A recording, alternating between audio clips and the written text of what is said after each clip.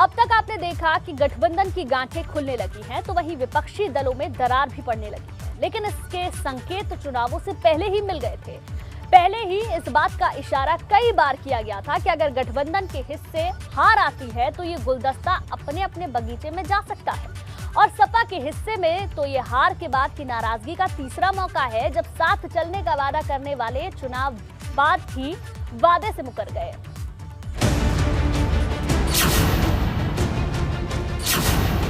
हार के बाद क्यों पड़ने लगी दरार?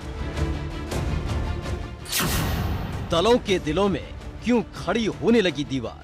हर कोई इस बात को लेकर चर्चा कर रहा है कि आखिर हम साथ साथ हैं कहने वाले क्यों दूर होने को बेताब नजर आते हैं। जो जोश के साथ जीत का दावा कर रहे थे वो आखिर 10 मार्च के बाद सुस्त क्यों हो गए?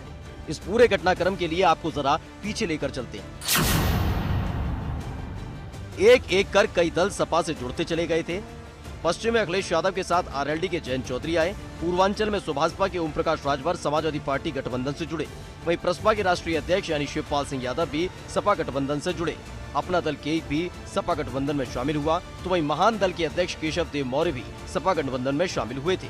एक पूरा का पूरा गुलदस्ता सजकर तैयार हो चुका था और फिर सीटों को लेकर बैठकों का दौर शुरू हुआ, जिसमें अपनी अपनी ताकत के हिसाब से हर कोई सीटें मांग रहा था।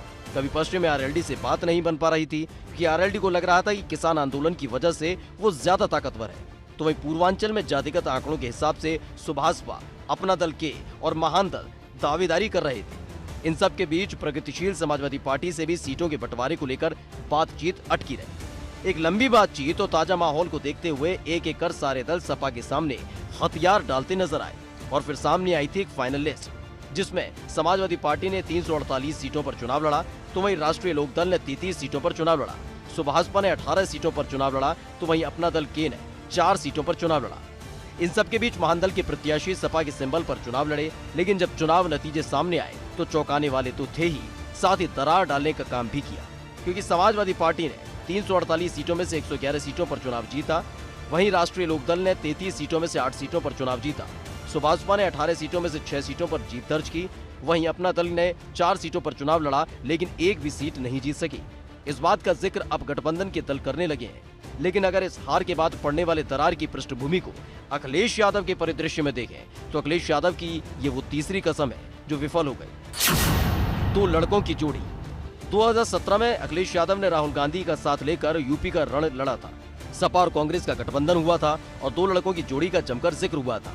उस वक्त समाजवादी पार्टी ने 298 सीटों पर अपने प्रत्याशी उतारे थे, तो वहीं कांग्रेस ने 105 सीटों पर अपने उम्मीदवार उतारे। उस दौर में अखिलेश यादव और राहुल गांधी की रैली और रोड शो में भीड़ उमड़ रही थी, लेकिन जब 2017 के नतीजे सामने आए तो अखिलेश यादव की पहली कसम नाकाम हो चुकी थी, क्योंकि समाजवादी पार्टी ने 298 सीटों में से 47 सीटों पर कब्जा किया था, तो वहीं कांग्रेस पार्टी ने 105 सीटों में से सिर्फ 7 सीटें जीती। इसके बाद एक और गठबंधन अखिलेश यादव ने किया। ये गठबंधन सपा और बसपा का था। कई तस्वीरें अखिलेश यादव और मायावती की साथ देखने को मिली। उस वक्त बसपा 38 सीटों पर चुनाव लड़ी थी, तो वहीं समाजवादी पार्टी 37 सीटों पर चुनाव लड़ी।